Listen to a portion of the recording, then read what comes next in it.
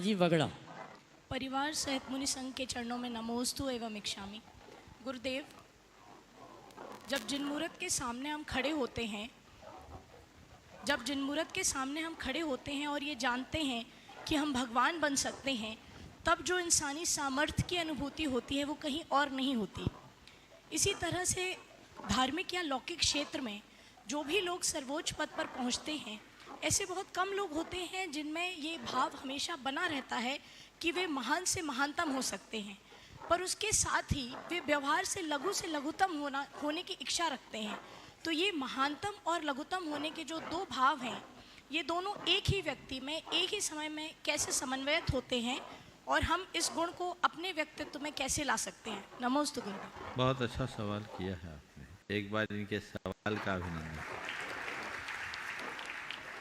क्षमतावान व्यक्तियों की यही विशेषता होती है। एक पेड़ जितना ऊपर उठता है, उसकी जड़ें उतनी ही गहरी होती। इस बात को हमेशा याद रखना चाहिए। आपके सवाल के उत्तर में मैं गुरुदेव का एक दोहा सुनाना चाहूँगा। उन्नत बनने नत बनो, गुरु से लाघव हो, लघु से राघव हो, कर्ण बिना भी धर्म से विजयी पांडव हो। अगर ऊंचा उठना है तो नम्र बनो, लघु से रघु बन जाओ। पांडवों के पास कर्ण नहीं था, पर धर्मराज युधिष्ठिर थे, इसलिए वो विजयी हुए। कहने का तात्पर्य केवल ये है कि व्यक्ति की क्षुद्रता और महानता उसके संकल्पों से जुड़ी होती। सर्व संकल्प वशात भवतिर लघुर भवतिर वा महा। हम अगर लघु होते हैं तो अपने संकल्पों से, और महान बनते हैं तो अपने संकल्पों से। महापुरुषों के जीवन की ये सबसे बड़ी विशेषता होती है कि वे जितने ऊपर उठते हैं उतने ही नम्र होते हैं, और ये नम्रता ही उनकी उन्नति का मूल आधार बनती है।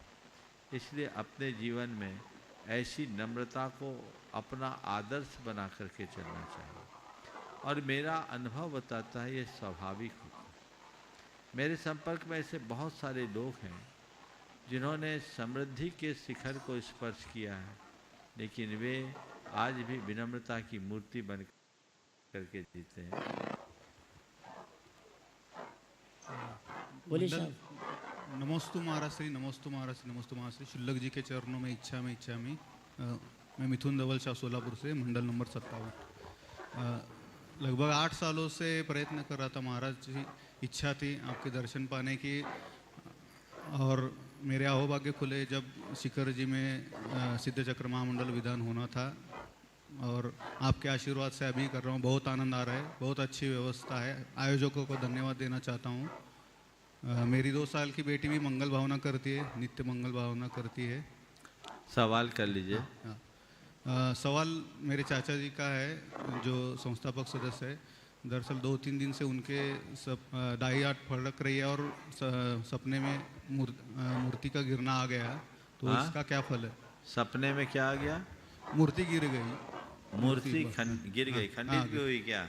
नहीं, खंडित नहीं, गिर गई। बोले ये तो सपने की बातें। हाँ। और दाहिनी हाथ अगर किसी पुरुष की फड़की है तो बुरा नहीं, अच्छा ही है। अच्छा ही। हालांकि आँख वाँख तो फड़कते रहते, इनके चक्कर में मत पड़ो। उनसे बोलो कि अगर मूर्ति गिरी है तो अपने हाथों से एक शांति धारा कर लो, जो भी कुछ अशुभ अमंगल होगा वो दूर हो जाए। ऐसे किसी भी प्रकार की चिंता की बात नहीं है।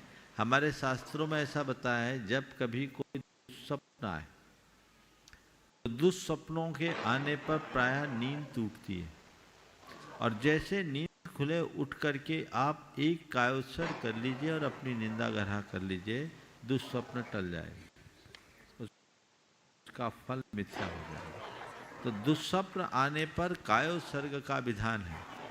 सपने तो आते रहते हैं, और ज़्यादातर सपने मिथ्या होते हैं। सपनों का कोई अर्थ नहीं होता, वो सपने तो सपने होते हैं।